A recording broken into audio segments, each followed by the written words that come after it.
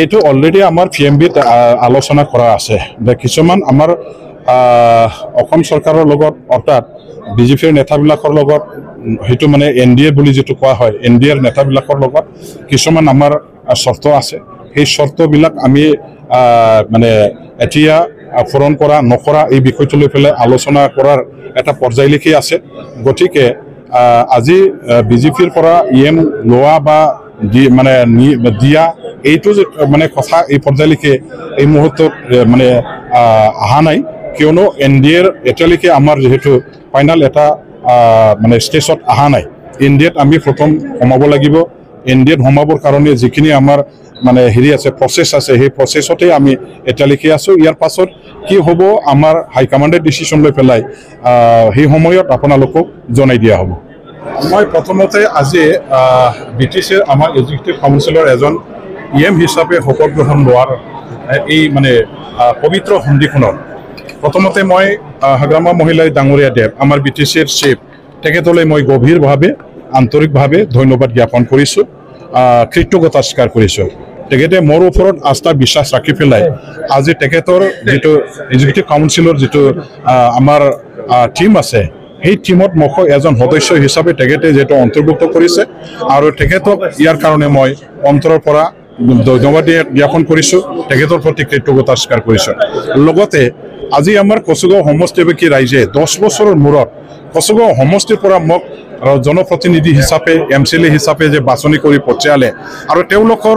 এই মোৰ প্ৰতি আস্থা বিশ্বাস ৰাখি পেলাই মোক জিকাই দিয়াৰ কাৰণেহে আজি মই BTCত MCLA হিচাপে এজন ইয়াত আহি কাম কৰাৰ সুবিধাটো পাইছো এই চিনাকিটো এই পৰিচয়টো মই পাইছো আৰু তেখেতসকলে জিকাই দিয়াৰ কাৰণেহে আজি মই MCLA হিচাপে ইয়াত আহি এজন এক্সিকিউটিভ কাউন্সিলৰ সদস্য অৰ্থাৎ EM হিচাপে মই আজি আমাৰ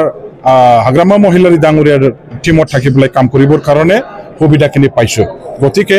কচুগাঁও সমষ্টিবাসী সকলো জাতি জনগোষ্ঠীৰ যিসকল ভোটদাতা ৰাইজ আছে মই তেখেতসকলৰ ওচৰত কৃতজ্ঞতা স্বীকাৰ কৰিছো তেখেতসকলক মই ধন্যবাদ জ্ঞাপন কৰিছো আজি মই প্ৰথমবাৰৰ কাৰণে BTCত EM হিচাপে কাম কৰিবৰ কাৰণে সুবিধা পাইছো হেতু মোৰ কাৰণে এটো নতুন এটা ৰাজনৈতিক অভিজ্ঞতা মই MLA হিচাপে 10 বছৰ আজি অসমত কাম কৰি আছো অসম বিধানসভাত থাকি কাম কৰি আছো MLA হিচাপে যিমানখিনি জানিব লগা আছে শিকিব লগা আছে মই শিকি আছো এতিয়ালৈকে কমপ্লিট হোৱা নাই মই এই MLA হোৱাৰ মানে বাহিৰেও আকৌ BTCত এজন MCLA হিচাপেও মই 2010ত আহিছিলো আৰু ইয়াত MCLA হিচাপে মোৰ এটা অভিজ্ঞতা আছে আজি মই EM হিচাপে কাম কৰিবৰ কাৰণে সুবিধা পাইছো মোৰ যেটো EM হোৱাৰ কাৰণে মোৰ মনত যিমান মই আজি মানে সুখী হৈছো ইয়াৰ বেছি মই সঁচাকৈ গভীৰভাৱে চিন্তা চৰ্চাত মানে পৰিছো কিয়নো আজি 35 লক্ষ জনগণৰ BTC বাকি ৰাজ্যৰ হৈ কাম কৰাটোহে ডাঙৰ কথা EM পোৱাৰ কাৰণে ফটি হোৱাৰ EM হোৱাৰ কাৰণে মানে ইয়াৰ কাৰণে আমি খুব এটা মানে কি কয় এনজয়মেন্ট কৰাৰ কোনো কাৰণ নাই ৰাইজৰ কাৰণে কাম কৰিবৰ কাৰণেহে এতিয়া আমি আগবাঢ়িব লাগিব ৰাইজৰ আশা আকাংক্ষা পূৰণ কৰিবৰ কাৰণে যত্ন ল'ব লাগিব সকলো জাতি জনগোষ্ঠীৰ আশা সকলো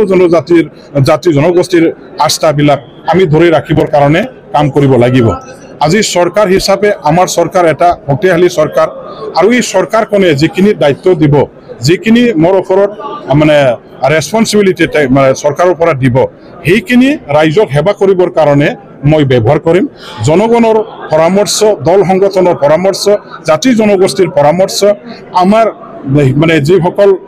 শিক্ষিত ব্যক্তি আছে সমাজকৰ্মী সকল আছে তেওঁলোকৰ বুদ্ধি পৰামৰ্শ তেখেতসকলৰ উপদেশ লৈ পেলাই মই কাম কৰিম মোৰ নেতা হাগ্ৰামা মহিলাৰ ডাঙৰীয়া দেৱৰ মোৰ বিফিএফ দলৰ নেতা কৰ্মী সকলৰ বুদ্ধি পৰামৰ্শ লৈ তেওঁলোকৰ উপদেশ মৰ্মে বনাগত দিনবিলাকত কাম কৰি BTC অঞ্চলৰ জনগণৰ হকে কাম কৰিবৰ কাৰণে মই আজিৰ পৰা প্ৰস্তুত হৈছো মই BTC বাকি ৰাইজৰ কাৰণে সদায় কাম কৰি যাম আমাৰ অঞ্চলত সদায় উন্নয়ন যাতে হয় শান্তি সম্প্ৰীতি যাতে থাকে সকলো জাতি জনগোষ্ঠীৰ মাজত সমন্বয় যাতে ইয়াত মানে সদায় থাকে ইয়াৰ কাৰণে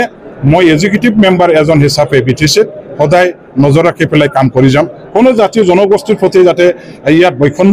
বৈষম্যমূলক নীতিৰে কাম কৰা নহয় ইয়াৰ প্ৰতি নজৰ ৰাখি পেলাই মই কাম কৰি যাম দেখা গৈছে